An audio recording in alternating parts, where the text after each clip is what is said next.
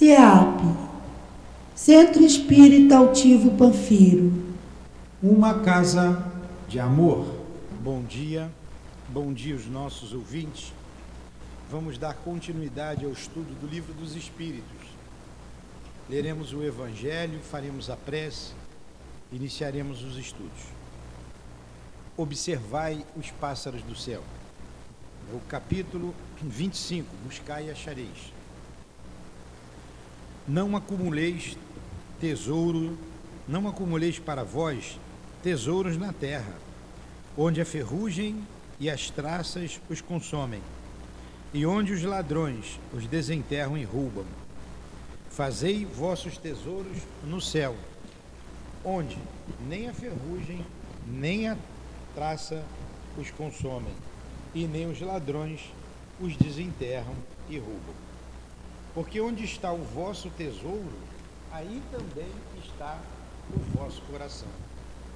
Eis porque vos digo, não vos inquieteis para saber onde achareis do que comer, para o sustento da vossa vida, nem onde achareis vestimentas para cobrir o vosso corpo. A vida não é mais que o alimento e o corpo mais que a vestimenta? Observai os pássaros do céu. Eles não semeiam, não ceifam, não fazem provisões nos celeiros, e contudo, vosso Pai Celeste os alimenta. Porventura não sois muito mais do que eles? E quem é aquele dentre vós que pode, por mais que se afadigue, aumentar de um côvado a sua altura? Por que vos inquietais também com a vestimenta? Observai como crescem os lírios do campo. Não trabalham, nem fiam. Entretanto, eu vos declaro que nem Salomão, em toda a sua glória, jamais se vestiu como um deles. Se Deus tem o cuidado de vestir dessa maneira uma erva do campo, que existe hoje e que amanhã será lançada ao forno, quanto mais cuidado terá em vos vestir, homens de pouca fé. Não vos inquieteis, portanto, dizendo: que comeremos, que beberemos, com que nos vestiremos? Assim fazem os pagãos, que procuram todas as coisas. Vosso Pai sabe que tendes necessidade delas. Procurai, pois, primeiramente o reino dos deuses e sua justiça, e todas essas coisas vos serão dadas por acréscimo. Eis porque não deveis vos inquietar pelo amanhã, visto que o amanhã se ocupará do bem-estar de si mesmo. A cada dia basta o seu mal. Aqui estamos, Jesus, buscando o alimento da alma, buscando Deus, nosso Pai, o caminho que nos conduzirá a Ele, estudando o livro dos Espíritos. Auxilia-nos, inspira-nos, permita a presença amiga dos nossos benfeitores, nos protegendo e nos ajudando na compreensão desses estudos. Invocamos em Teu nome, Jesus, o nosso querido altivo, diretor da nossa casa, e os espíritos que fazem parte desta coluna que dirige a nossa casa de amor. Em nome desses irmãos, de Eurípides Bassanufo, patrono deste estudo, em nome do amor, sempre em nome de Leon Denis, de Allan Kardec, em nome do nosso amor, Lourdinha, do amor de Jesus e do amor de Deus, nosso Pai, é que damos por iniciado os estudos da manhã de hoje. Que assim seja.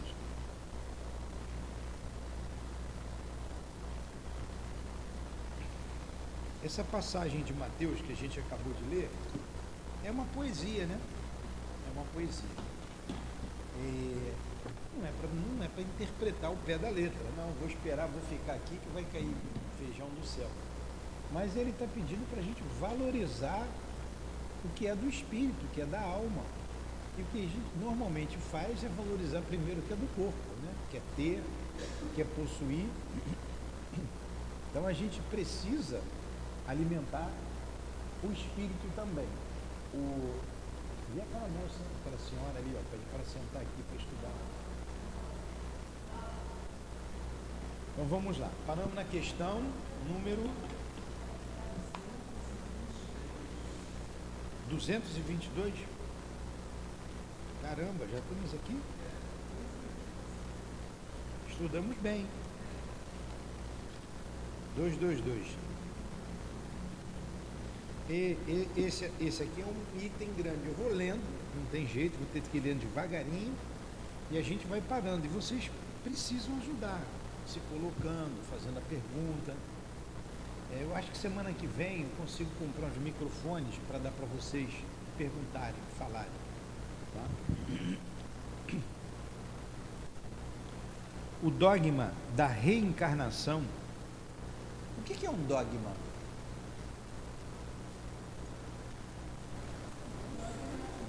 Comecei uma frase, mas se vocês... São considerações sobre a pluralidade das existências. O dogma da reencarnação, se eu não souber que é dogma, eu não vou entender a frase. O dogma é uma verdade incontestável. A igreja, ela tem dogmas, ela tem mais de 300, uma infinidade de centenas de dogmas. Mas o dogma da reencarnação não é como o dogma da igreja. Por exemplo, a infabilidade papal é um dogma. É porque é e acabou. Quando você pega o dogma da reencarnação, é porque não tem como você compreender justiça de Deus, não tem como você compreender justiça em nós sem compreender a reencarnação. Agora, não é uma coisa imposta. A reencarnação, esse dogma, ele é milenar, e ele é raciocinado. Nós estamos estudando no livro O Problema do Ser e do Destino, de Leon Denis, na segunda parte do livro, a questão da reencarnação. E Leon Denis coloca várias ideias que não tem como você dizer não existe reencarnação. Numa segunda fase dessa mesma parte do livro, ele traz as experiências. Ele coloca experiências sobre a reencarnação. O meu livro já não está aqui, nós estudamos ontem. Aí ele conta alguns casos interessantes. Primeiro, aqueles pesquisadores, Coronel de Rochard, Charles Richer, que pesquisavam a alma, deram o nome de psique, porque eles não queriam chamar de espírito, de alma, e fazendo regressão de maneiras diferentes, chegaram à conclusão de que a gente vivia aqui, já viveu aqui várias vezes. Então, algumas pessoas falavam outra língua, lembrando de outras existências. Essa mesma pessoa foi hipnotizada por outros magnetizadores, fazendo perguntas diferentes. Isso aí é a sugestão. Para não ser a sugestão, ele sugestionou a alma a falar o contrário, coisas ao contrário, e a alma não disse, ratificou tudo que tinha dito em experiências anteriores. Tudo isso escrito, e tudo isso pesquisas de homens ilustres, da sociedade parisiense, da Universidade de Pesquisas Psíquicas na Inglaterra, em Paris. Vamos ver se eu me lembro uma delas. A menina, ontem uma bem fresquinha, a menina novinha, 6 anos, desencarnou. 6 anos, uma menina, 6 ou 8 anos, um negócio desse. Já estava na escola, devia ter 8 anos, né? Ela desencarnou. A mãe ficou muito triste, claro. E a mãe engravida, um ano depois, tempo depois, 2 anos, engravida. E a menina é chamada de Nelly. Coloca o nome de Nelly. Não é Nelly, parece com Nelly. Nelly é mais fácil de falar, né? Nelly. E a menina, como quando está falando, ela diz assim, mas meu nome não é Nelly, meu nome é Maria, que foi na vida passada, meu nome é Maria. E ela conta tudo o que aconteceu com Maria, tudo. E a mãe impressionada, inclusive eu estudava numa escola, fui lá na escola, estudava nessa escola aqui, eu sentava era aquela sala e essa carteira aqui era minha. lembrou de tudo. Estou bem, resumindo bem. Uma outra história, qual foi que a gente falou ontem, de lembrança? Ela era a reencarnação da própria irmã. Era o mesmo espírito que estava faltando. Tem uma outra experiência que um príncipe, esse foi na aula já passada, não foi ontem. Ele era um príncipe, estava lá na Alemanha e, eu não sei se é príncipe, um título desse aí. Estava com os amigos e, passando pela rua, eles iam jantar, já era tarde, viu uma mendiga. Eles foram até a mendiga e perguntou se ela queria jantar com eles. Ela foi. Aí foi para o jantar, jantaram, e o príncipe era magnetizador, resolveu hipnotizar a mendiga lá, na Alemanha. Ela falava um alemão errado, um alemão grosseiro, como a gente vê aqui as pessoas falando muito errado. Alguns soldados, ela vivia de envolvimento com alguns soldados, né, ganhava dinheiro ali, se prostituindo, e era mendiga. E quando ele volta, faz ela voltar à encarnação passada, ela fala num francês fluente. Um francês fluente. E ela conta que aquela encarnação foi imposta, ela foi obrigada a nascer ali, porque ela traiu o marido e para ficar com o outro, ela resolveu matar o marido. Falou a data, quando foi, o lugar que foi, ela jogou o marido dentro d'água. Jogou do penhasco dentro d'água. Eu contei isso aqui semana passada, né? Então estou sendo repetitivo. E eles foram lá. E lembravam sim daquela situação, já tinham passado algum tempo e lembraram direitinho. E aí vão várias experiências. Teve uma boa ontem também, se eu tivesse com um livro aqui, além da menina, teve uma outra muito boa. Como é que foi? Também de uma moça. Enfim, são várias as experiências. Eu contei ontem aqui, no meio dessa experiência, a filha da Elizabeth Opert. Eu já contei para vocês isso aqui também, da Beth. A Luciana é a mais velha, a mais nova é a menina mais nova. Ela até os 7, 8, 9 anos, até os 10 anos ela lembrava tudo direitinho da vida dela. Depois ela esqueceu, virou adulta. Então a Beth contava o seguinte, que ela contava tudo o que aconteceu na outra vida, como ela escolheu a mãe. Ela disse que tinha 6 mães para escolher. Ela estava bem, né? Na fita, né? Estava bem. Aí escolheu a Beth lá, por um motivo qualquer, escolheu a Elizabeth. Então ela lembrava, ela dizia, olha, você estava, aí eu escolhi você, fiquei junto de você, aí você engravidou, aí eu fui me ajustando no ventre. Aí no dia que eu ia nascer, estava perto do nascimento, você começou a passar mal em casa, meu pai pegou você, levou para o hospital.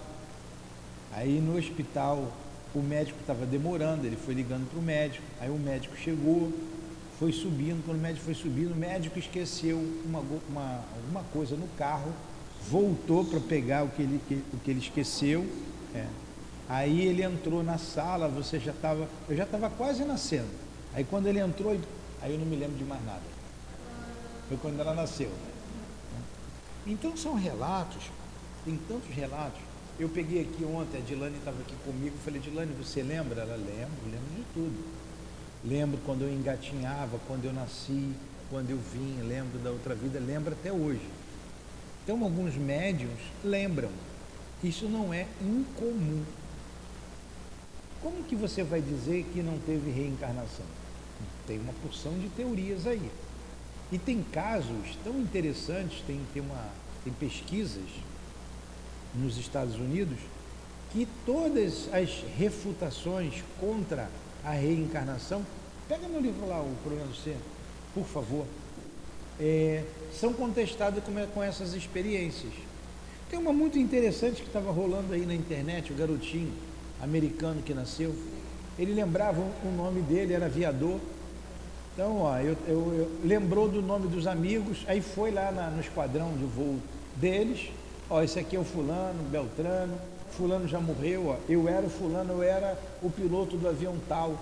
O avião foi abatido e eu fiquei dentro da cabine, eu morri lá, né? Afogado, caiu no mar. E levou e levou até onde o avião estava, onde o avião caiu. O avião caiu aqui. Agora você vê, ele lembrava de tudo. Eu era o fulano de tal.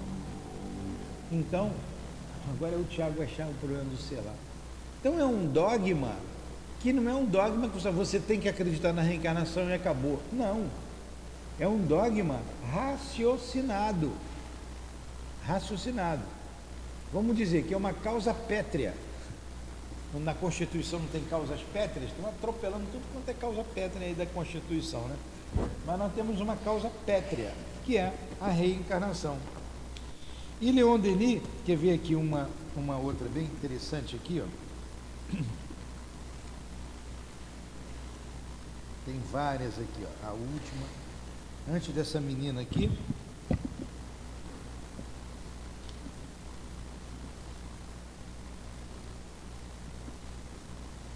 Essa aqui é da Nelly. A da Nelly é assim, vou contar aqui, ó. Há 12 anos eu morava no condado de Firim e lá perdi uma filha, Maria, no momento em que ela entrava na puberdade. No ano seguinte, fui morar em Dakota. Ali tive, há 9 anos atrás, uma outra filha, a quem demos o nome de Nelly. Então, olha, 12 anos que a menina tinha, né? Ó. Quando começou a falar, dizia que não se chamava Nelly, mas sim Maria, que este era o verdadeiro nome que lhe déramos outrora. Voltei ultimamente ao condado de Firim para resolver alguns negócios e levei Nelly comigo. Ela reconheceu nossa antiga casa e muitas pessoas que nunca tinha visto, mas que minha primeira filha, Maria, conhecera muito bem. A 1 milha fica a escola que Maria frequentava. Nelly, que jamais a vira, fez dela uma descrição exata e expressou-me o desejo de revê-la. Levei até lá e, ao chegar, foi direto ao lugar em que sua irmã se sentava e me disse: esta carteira é minha. E por aí vai. Olha um outro caso aqui. Vale a pena esses casos. Vocês não estão estudando Leon Denis? Leon Denis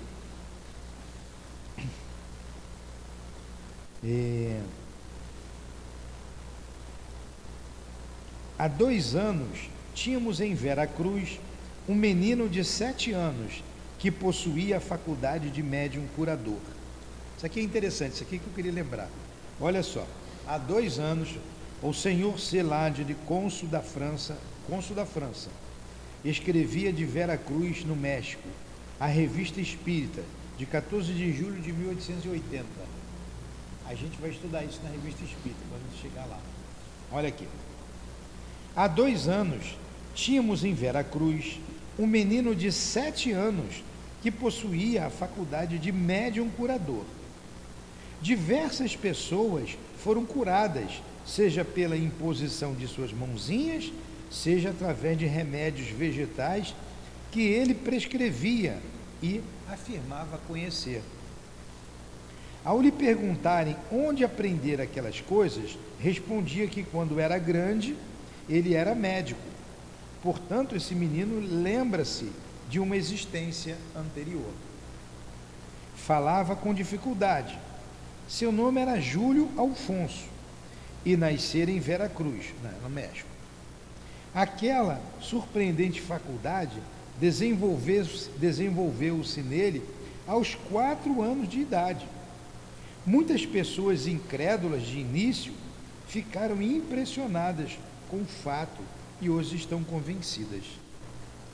Quando está sozinho com seus pais, repete-lhes com frequência: pai, você não deve pensar que eu vou ficar aqui muito tempo com você. Estou aqui apenas alguns anos, pois tenho que ir para lá. e lhe perguntavam: mas para onde você quer ir? Ele responde: para longe daqui, onde a gente é melhor do que aqui. Ele está dizendo que ele vai desencarnar cedo, né? Este menino era muito sóbrio, nobre em todas as suas ações, perspicaz e muito obediente. Pouco tempo depois faleceu. Que caso interessante, né? Interessantíssimo. E aí vai, tem outros casos aqui interessantes, que está aqui no problema do ser, do destino e da dor. Hoje não tem mais o da dor, o problema do ser e do destino, né? E vocês abrirem aí a internet, vocês vão ver vários casos de reencarnação. Então é uma verdade incontestável, não tem como você contestar a reencarnação. Não tem. Aí ele continua. O dogma da reencarnação, isso só foi para falar da palavra dogma. Só para isso, tá? Dizem, então vamos lá, mais devagarinho ainda, que eu sei que o Diego não sabe nada. O que significa a palavra dogma? Dicionário. Olha. Então, ponto fundamental de uma doutrina religiosa, apresentado como certo e indiscutível. Olha aí, tá vendo? Isso aqui é um dogma. Qualquer doutrina filosófica, política, etc., de caráter indiscutível. Então o dogma é indiscutível. Se você botar aqui o dogma das igrejas, né, o dogma na Bíblia, né, por exemplo, se eu botar aqui, ó, quantos dogmas tem a Igreja Católica? Ó, na hierarquia católica, o termo hierarquia da Igreja Católica é usado para se referir a membros da Igreja Católica que eu quero a palavra dogma. E por aqui vai. Eles têm vários dogmas. Eu falei da infalibilidade papal, tem da crisma, tem do batismo, uma porção deles. Deixa eu ver se abrindo.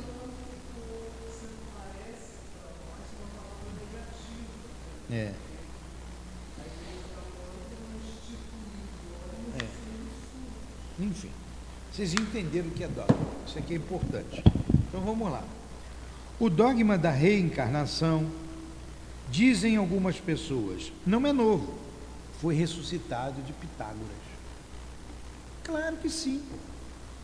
Você vai, quem gosta de filosofia, Pitágoras falava da reencarnação, de existência em outras vidas, ele lembrava de outras vidas. Mas essas ideias sempre existiram. Não é só com Pitágoras, no Egito Antigo, né? E na Índia Védica, são ideias espíritas. Ele está dizendo, dizem algumas pessoas, não é novo, foi ressuscitado de Pitágoras. Nunca dissemos ser a doutrina espírita uma invenção moderna. Sendo o espiritismo uma lei da natureza, deve ter existido desde a origem dos tempos, e sempre nos reforçamos para provar que se encontram vestígios dele na mais remota antiguidade. Sócrates, 300 anos, 350 anos, 300 e poucos anos antes de Cristo, 400, né? Sócrates, Platão, eles falavam da reencarnação. Pitágoras, como se sabe, não foi o autor do sistema da metempsicose. Aí uma outra ideia, a metempsicose, tá? A metempsicose é a ideia, depois eu leio tudo direitinho, direto, tá? Para ficar fácil o entendimento. Por isso que eu estou parando aqui. A metempsicose é uma ideia de que você pode retrogradar num corpo, retrogradar como espírito. Então você pode reencarnar numa árvore, aquele pé de jaca ali, ó. Aí eu coloco, não vou dizer quem foi, não. Aí você pode voltar num macaco, num elefante. Então essa ideia é destituída de lógica. É destituída de lógica. Então a metempsicose, ela na verdade, ela até afirma, em vez de infirmar, a doutrina espírita. Porque sabe que você pode voltar. Agora do entendimento deles, do jeito deles. é que nós já falamos na semana passada ou retrasada. Você tem aqui a doutrina espírita e a ideia espírita. A doutrina espírita ela é composta de ideias espíritas. A doutrina espírita foi criada, vamos dizer assim, com o lançamento do Livro dos Espíritos, no dia 18 de abril de 1857. E essas ideias estavam esparsas no mundo inteiro. A ideia da reencarnação, a ideia da unicidade de Deus, a ideia da imortalidade da alma, a imortalidade mantendo a sua individualidade, são ideias espíritas. Ah, ninguém morre. Sempre se falou nisso. Mantém a individualidade. São ideias que foram concatenadas. O que é concatenar? Juntar em feixes, que os espíritos juntaram. E Kardec, com a sua inteligência, com a sua didática, como pedagogo que era, conseguiu separar essas ideias, botar numa ordem cronológica no Livro dos Espíritos e trazendo toda a doutrina espírita de maneira que a gente já tem hoje. Temos que valorizar muito o trabalho de Kardec, porque senão isso ia ficar jogado por aí. Ah, as mesas dançaram ali, mexeram, legal. Hoje ninguém estava falando isso, ninguém ia lembrar.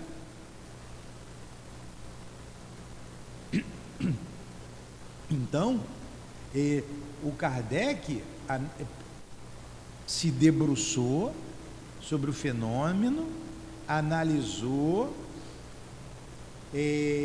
juntou, e ele é o grande codificador. Codificar, juntar. Está hoje aqui a doutrina espírita do jeito que a gente conhece, graças a ele. Senão isso tinha passado também. Tinha passado. E como a doutrina espírita foi combatida. Hoje é menos, porque tem médium em tudo quanto é lugar. Então, desde 1848, que as portas se abriram para o mundo espiritual. Então, tem médium em tudo quanto é religião. Então, não dá para você... você vê, eu sou católico, mas acredito. Eu sou mesmo com a radicalidade dos evangélicos, não. Eu sou evangélico, mas é ou não é? Acredita. Então, hoje você tem aí isso difundido. Mas também, se Leon Denis não tivesse pego a doutrina espírita e dado continuidade, também teria se apagado. Quem conhece Leon Denis na França? Ninguém. Nós aqui conhecemos, nós espíritas, muito mais do que os franceses. O grande escritor, o grande orador, o grande espírita, o apóstolo do espiritismo. Leon Denis escreveu vários artigos para a Revista Espírita, ele colaborou com Kardec. E Kardec, desencarnando, ele continuou escrevendo, falando, divulgando a doutrina espírita por toda a Europa. Ele não deixou a doutrina perecer. Chega ao Brasil, aí você tem outros, como o Dr. Bezerra de Menezes, como tantos outros aqui, mas vamos falar do Dr. Bezerra, que havia uma divisão entre os científicos e os religiosos, aqueles que só queriam saber da experiência mediúnica, que é interessante, o fenômeno é interessante, e aqueles que queriam saber somente da parte religiosa, da parte filosófica. E o Dr. Bezerra disse que não é você está certo e você também, vamos juntar tudo isso. Ele conseguiu. E a gente tem a doutrina hoje assim clara, estamos com o livro na mão, tendo liberdade para discutir, para estudar. Aí vocês vejam a nossa responsabilidade. É isso que os espíritas hoje têm que ter, têm que acordar para isso. A responsabilidade de manter a doutrina límpida, pura, cristalina, como recebemos de Kardec, como Leon Denis fez, como o Dr. Bezerra fez, e não dividir, e não politizar. Somos todos irmãos, está aqui, está todo mundo claro. É nossa responsabilidade nossa. Se deixar se perder, ser difícil, né? Juntar tudo de novo.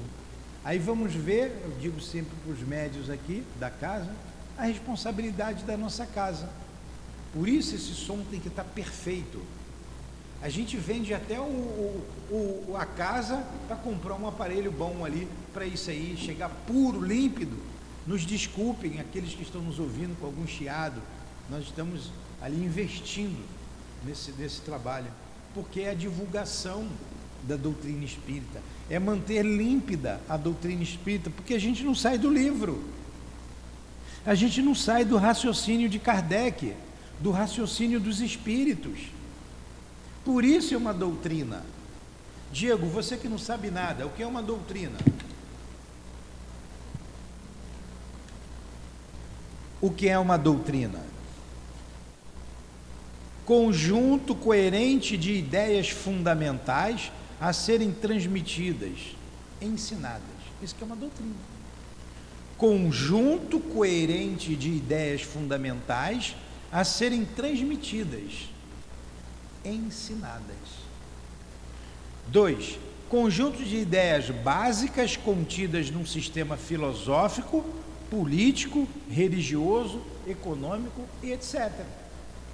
Então nós temos a doutrina espírita, essas regras básicas que precisam ser seguidas, precisam ser estudadas. Eu não posso colocar aqui, mas eu acho. Não, aí é achismo, aí é personalismo, aí eu estou descaracterizando a doutrina espírita. Eu não posso colocar o meu personalismo aqui. Por isso que a gente estuda, para trabalhar como médium. Que médium é danado para dizer assim, não, que meu guia disse isso. Pô, vai estudar você e o seu guia. Vai pegar o livro dos Espíritos, você e o seu guia. Os dois estão equivocados. Por isso temos que estudar. Nós não somos espíritas, não seguimos a doutrina espírita, senão não é doutrina espírita, é doutrina do SEAP, é doutrina do Newton, é doutrina do Diego. Não pode ser, pô. É doutrina espírita. Então, olha a nossa responsabilidade. Médium é uma coisa complicada, viu? E vocês sabem disso. Vocês veem aqui a gente sentando a madeira, né? Toda aula com médium, todo estudo com médios. Porque se deixar, se perde. Tem coisa mais simples do que um passe. Não tem coisa mais simples do que um passe. Você movimentar a energia em torno do outro. Você vai lá, limpou, pum, pum. Aí você olha, você fala 1, 2, 10, 100. O cara vai e faz do jeito dele. Pô, onde é que tu aprendeu isso, cara? Não, que o meu guia... Pô, vai fazer um curso agora, você e o guia, tá? Suspenso aí do passe aí durante um mês, para estudar, aprender. Que gente complicada, né? Nós somos. Aí Jesus lá recomenda, amai-vos uns aos outros. Aí vem os guias da casa repetindo. Vocês têm que se amar um ao outro. Vocês têm que ter fé. Poxa, para nós espíritas, precisa repetir isso toda hora? Precisa, porque a gente não consegue vivenciar o amor do Cristo, vivenciar o que os espíritos nos orientam. Então vamos lá, aí ele continua aqui. Vocês falam muito, já está acabando a aula.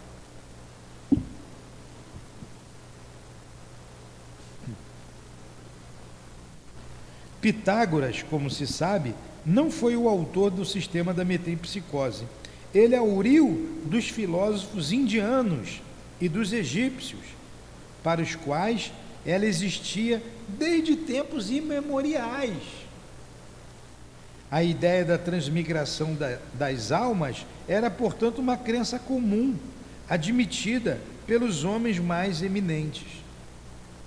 Como é que ela chegou até eles?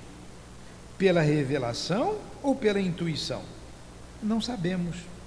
Porém, seja como for, uma ideia não atravessa as idades e não é aceita pelas inteligências de elite sem possuir um lado sério. A antiguidade desta doutrina seria, portanto, muito mais uma prova do que uma objeção.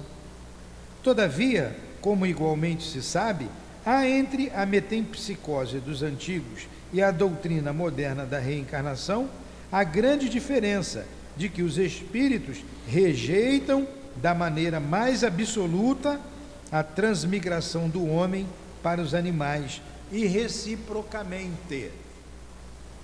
Ah, o meu cachorrinho vai ser gente na outra. Não vai ser, não é assim. Ah, se eu não for bonzinho, eu vou nascer um rato. Não é assim. Poxa, você vê lá, tem lá em algumas regiões lá da Índia, divinizam lá o macaco, o rato, a vaca. Mas vem cá, a pulga do rato também é ser vivo. Pô, aquele que nascer a pulga do rato, caramba, né? Então isso não tem lógica. E o que ele está dizendo, os espíritos, eles condenam em absoluto essa transmigração do homem para os reinos inferiores da criação ou vice-versa. Tudo bem até aí? Quer que eu leia tudo aqui até onde eu parei? Pode fazer.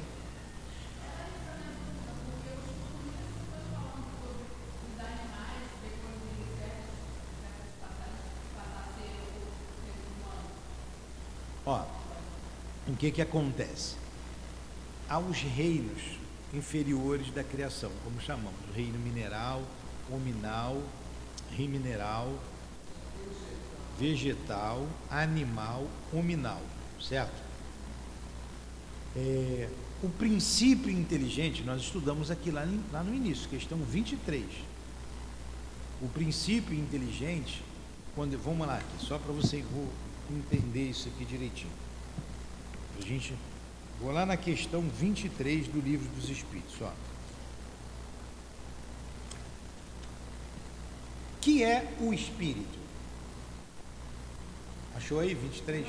Que é o espírito? Resposta: o princípio inteligente do universo. O princípio inteligente do universo. Está aqui no capítulo 2 do Livro dos Espíritos. Elementos gerais do universo. Então ele pergunta: que é o espírito? O princípio inteligente do universo. Vamos lá. Vamos na questão 76 do Livro dos Espíritos. 76.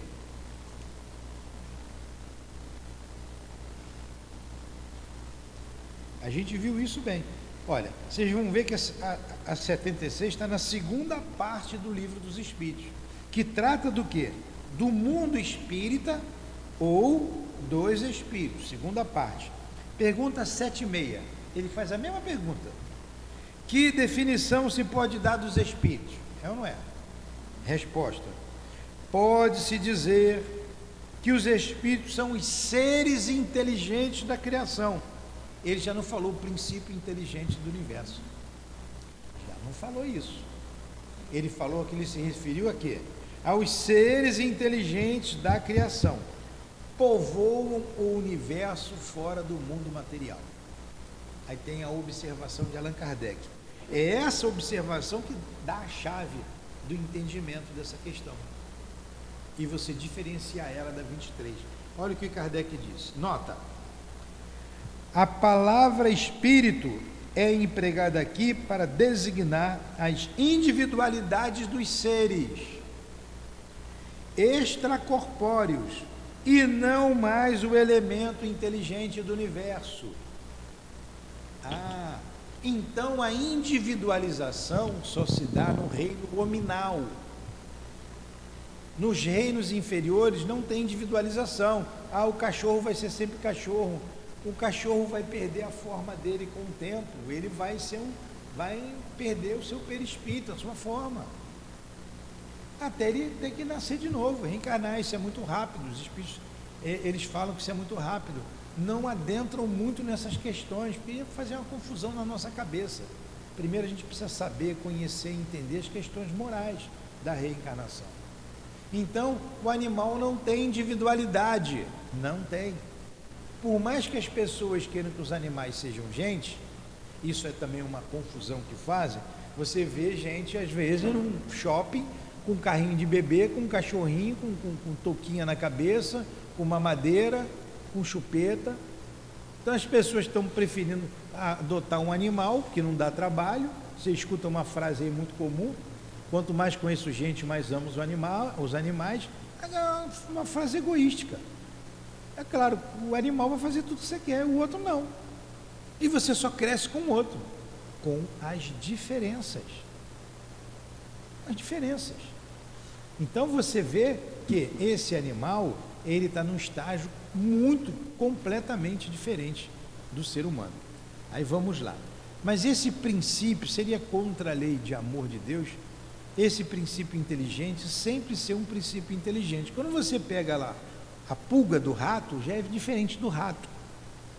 Quando você pega o gato, já é superior ao rato. O cachorro. Então você vê que o animal, você pega o boi, o olhar do animal, né, tão meigo, e você vai vendo que esses animais, eles têm, no meio dos animais tem uma gradação, né? Você vê algumas espécies de macacos fazendo ferramentas, tramando tática de guerras, armam emboscadas para pegar o outro grupo, não é? Então você está vendo que esse princípio inteligente, ele não se individualizou, mas ele está se desenvolvendo. Se você pega um macaco que desenvolve uma ferramenta para atacar o outro grupo, ou uma ferramenta para pegar o mel, estava lá mostrando na televisão, ele enfiava lá na colmeia, né, o galinho, e enfiava lá o galinho lá na colmeia, molhava de mel e trazia. Olha, a inteligência é ou não é? Ele fabricou uma ferramenta e foi lá na colmeia e estava pegando mel, porque as abelhas não devia atacar ele, né? Devia ser mansinha, né? Ele já sabia. Então você vê, é uma inteligência. Agora, então esse princípio vai se desenvolvendo, e isso não se dá aqui no planeta Terra, que de um determinado momento, o espírito Inácio Bittencourt falou para a gente uma vez, que eles ficam numa espécie de chocadeira. Isso não se dá aqui no planeta Terra. Quando ele deixa de ser um princípio inteligente, passa a ser a individualização. Eliné, tu está dormindo, Eliné? Eu estou respondendo para você, abre o olho. Não, você fez a pergunta e está dormindo.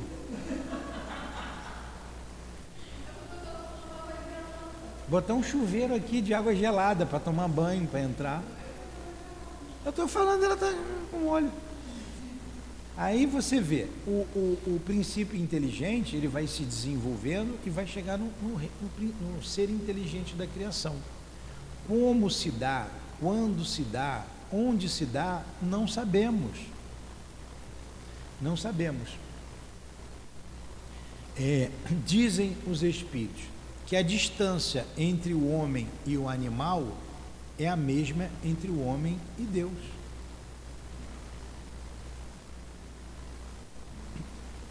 Isso, em mundos superiores, a gente tem algumas mensagens aqui sobre vida em Júpiter, lá na Revista Espírita.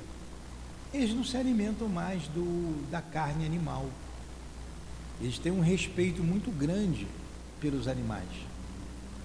Agora, aqui a gente viu que para a nossa composição física, constituição física, a carne alimenta a carne, você se alimenta da carne animal. Mas quantos já não fazem isso? Quantos já olham um animal como um irmão, né, inferior da criação, que você respeita?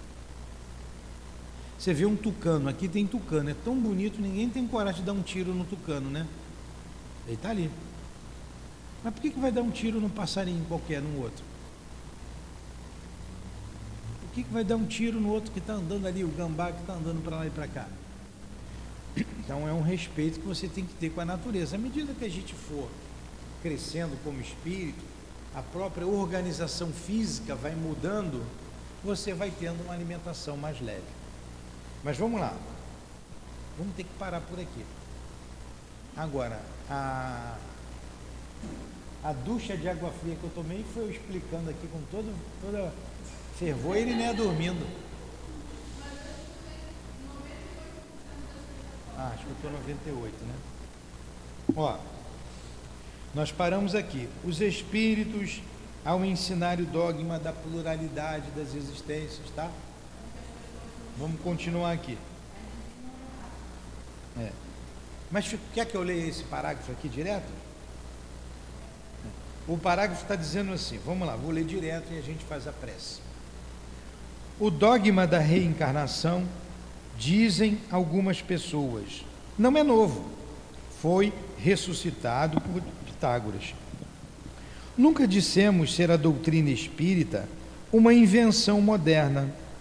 Sendo o espiritismo uma lei da natureza, deve ter existido desde a origem dos tempos e sempre nos esforçamos para provar que se encontram vestígios dele na mais remota antiguidade. Pitágoras, como se sabe, não foi o autor do sistema da metempsicose. Ele o auriu dos filósofos indianos e dos egípcios, para os quais ela existia desde tempos imemoriais. A ideia da transmigração das almas era, portanto, uma crença comum, admitida pelos homens mais eminentes. Como é que ela chegou até eles? Pela revelação ou pela intuição? Não sabemos. Porém, seja como for, uma ideia não atravessa as idades e não é aceita pelas inteligências de elite sem possuir um lado sério. A antiguidade desta doutrina seria, portanto, muito mais uma prova do que uma objeção. Todavia, como igualmente se sabe, há entre a metempsicose dos antigos e a doutrina moderna da reencarnação a grande diferença de que os espíritos rejeitam de maneira mais absoluta a transmigração do homem para os animais e reciprocamente. Agora deu para entender tudo, não deu? Se eu tivesse lido assim, vocês não iam entender nada. Por isso que a gente tem que estudar. Question? No question? Então vamos encerrar o nosso estudo com a prece de agradecimento a Jesus, de agradecimento a Deus, de agradecimento aos bons espíritos que estão conosco, ao irmão altivo e à coluna de espíritos que sustenta o SEAP, a nossa casa de amor. Muito obrigado às irmãs queridas, a Eurípides Barçanufo, a Leon Denis, a Allan Kardec. Em nome desses irmãos queridos, Senhor, em nome do amor que vibra em nossa casa, em nome do nosso amor, Lourdinha, do teu amor, Jesus, mas acima de tudo, em nome do amor de Deus, nosso Pai, é que damos por encerrado os estudos da manhã de hoje, em torno do Livro dos Espíritos. Que assim seja. Graças a Deus.